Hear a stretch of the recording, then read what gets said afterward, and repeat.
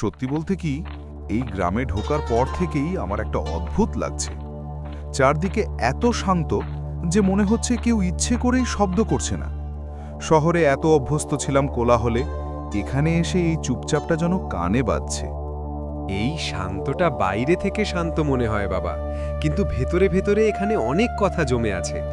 এমন কথা যেগুলো কেউ আর মুখে আনে না। সবাই জানে, কিন্তু কেউ বলার সাহস পায় না। আপনার কথাটা শুনে তো আরও অস্বস্তি লাগছে। যদি কিছু লুকোনো থাকে তাহলে সেটা বলাই তো ভালো, না হলে মানুষ অকারণেই ভয় পায়, সন্দেহ করে। কিছু জিনিস লুকোনোই ভালো, কারণ সত্যিটা জানলে শুধু ভয় বাড়ে না, রাতের ঘুমও চলে যায়। আর এখানে মানুষ ঘুমটা খুব দরকার বলে ধরে রাখতে চায়।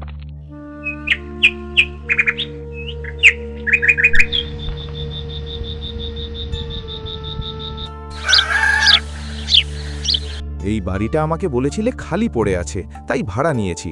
কিন্তু ভেতরে ঢুকে মনে হচ্ছে না এটা পুরোপুরি খালি। দেওয়ালগুলো পর্যন্ত যেন কিছু শুনে রেখেছে। বাড়ি খালি থাকে, স্মৃতি খালি থাকে না। বিশেষ করে এই বাড়িটা। এখানে যে ছিল সে শুধু শরীর ফেলে যায়নি, তার কথাগুলোও রেখে গেছে। কথা মানে কি? মানুষ গেলে তো সব শেষ হয়ে যায়। কথা তো মানুষ থাকলেই হয়। সব কথার জন্য মুখ লাগে না বাবা। কিছু কথা এমন থাকে যেগুলো দেওয়ালে আটকে যায়, হাওয়ায় ভাসে। এই বাড়িতে সেই কথাগুলো আজও হাঁটে।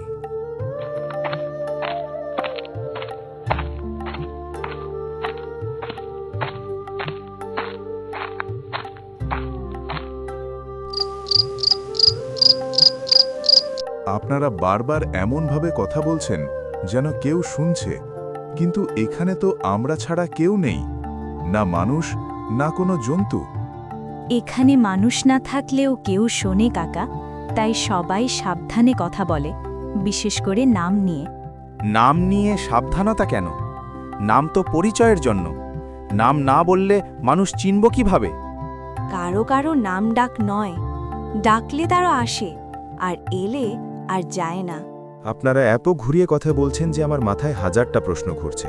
যদি সত্যিই কেই থাকে তাহলে স্পষ্ট করে বলুন তিনি কে। তিনি ছিলেন এই গ্রামেরই একজন সাধারণ মানুষ, কিন্তু তার সঙ্গে যা করা হয়েছিল তারপর সাধারণ থাকা যায় না। তার নামটা জানলে কি সত্যিই কিছু হবে? রুক্মিণী দেবী। শুধু নাম শুনেই এমন ভারী লাগছে কেন জানি না। তিনি কি করেছিলেন যে সবাই এত ভয় পায়? ও কিছু করেনি বাবা। ওর দোষ ছিল ও চুপ থাকতো না।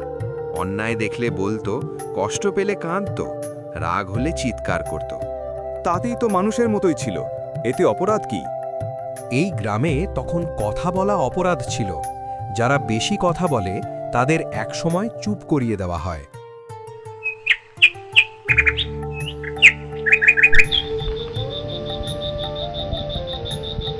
এই আওয়াজটা, এটা বাইরে না, আমার মাথার ভেতর। আমি নিজেই কি ভয় পাচ্ছি? ভয় পেলে আমি কথা বলতে পারতাম না। তুমি ভয় পাওনি বলেই শুনতে পাচ্ছ।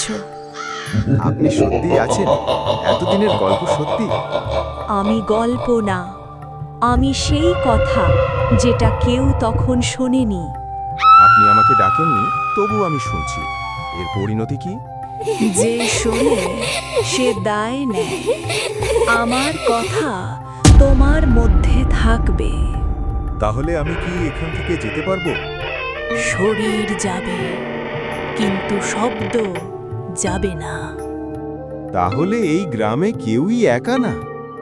এখানে কেউ কখনো একা ছিল। আর আমি কি একাই ছিলাম, নাকি এতক্ষণ ধরে কেউ আমার পাশেই ছিল, আমি শুধু বুঝতে পারিনি? এখন তুমি আর শুধু তুমি নও, এখন তুমি আমার কথা, আমার বলা, আমার না বলা, আমার থেকে যাওয়া শব্দ। আমার ছোট্ট কাহিনীটি যদি আপনাদের ভালো লাগে তাহলে একটি লাইক দিন এবং চ্যানেলটি সাবস্ক্রাইব করতে ভুলবেন না। আপনাদের ভালোবাসাই আমার শক্তি।